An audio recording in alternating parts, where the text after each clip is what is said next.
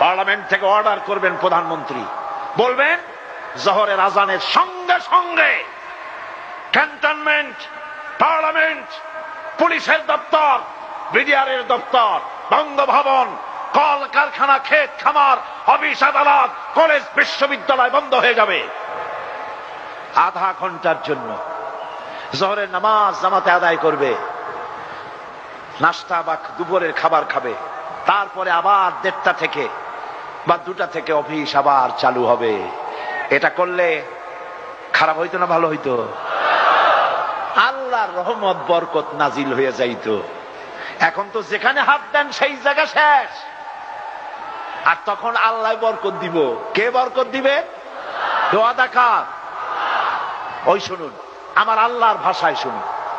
আল্লাহ রাব্বুল আলামিন বলেন, ওয়ালাউ আন্না হালাল কুরআমানু ওয়াত্তাকাউ লাফাতাহনা আলাইহিম বারাকাতিম মিনাস সামাই ওয়াল আরদ। আল্লাহ পাক বলেন, দেশের লোকেরা যদি আমার উপর ঈমান আনে আর আমাকে যদি ভয় করার নীতি অবলম্বন করে চলে, তাহলে আকাশ আর জমিনের বরকতের সব দরজা খুলে দেব। এ ওয়াদা কার? আকাশ জমিনের বরকতের সব দরজা খুলে দেব। কত খাবি? সারা পৃথিবীর সমস্ত প্রাণীর খাদ্য তিনি দেন। কে দেন? বাংলাদেশের এতগুলি মানুষ যিনি বানাইছেন, খাওয়ার বুঝি তোমার কাছে চাইবে? গত বছর বাম্পার ফলন হলো। পার্লামেন্টে এক মন্ত্রী, সংশ্লিষ্ট মন্ত্রণালয়ের দায়িত্বশীল মন্ত্রী বললেন, আমরা সার দিছি, বীজ দিছি, হ্যান করছি, ত্যান করছি, যার কারণে বাম্পার ফলন হয়েছে। আমি আমার বক্তৃতায় দাঁড়িয়ে বললাম, মোটেই নয়। এই বাম্পার ফলনের পেছনে সরকারের কোন কৃতিত্ব নয়, সমস্ত কৃতিত্ব শুকরিয়া আল্লাহ রাব্বুল আলামিনের। লাইন শাকারতুম লাযীদান্নাকুম। আমি কি গল্প করি আপনাদের সাথে? আমি কার কথা শোনাই? আল্লাহ পাক বলেন, লাইন শাকারতুম লাযীদান্নাকুম। যদি আমার নিয়ামতের শুকর আদায় করো, নিয়ামত বাড়ায়া দেব। ওয়ালা ইন কাফারতুম ইন্না আযাবী লাশাদীদ। আর যদি কৃতজ্ঞ হও, শুকরিয়া আদায় না করো, মস্ত বড় শাস্তি দেব। গত বছর বাম্পার ফসলে, বাম্পার ফলনে শুকরিয়া আদায় করো নাই, এবার 30 লক্ষ টন খাদ্যশস্য ঘাটতি হয়ে গেছে। ঠিক কিনা?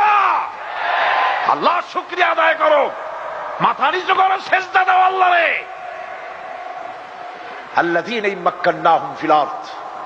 আমি যদি মুমিনদের ক্ষমতা দেই, প্রথম কাজ হলো নামাজ।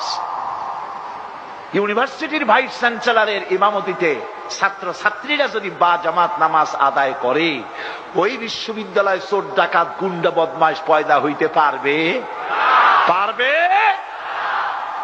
ইন্সপেক্টর জেনারেল অফ পুলিশ তিনি ইমামতি করবেন, তার অফিসের সিপাহীরা তার পেছনে নামাজ পড়বেন, দারোগার পেছনে তার পুলিশেরা নামাজ পড়বেন, এসপির পেছনে তার অফিসের লোকেরা নামাজ পড়বে। বা জামাত মাসের পর মাস, বছরের পর বছর।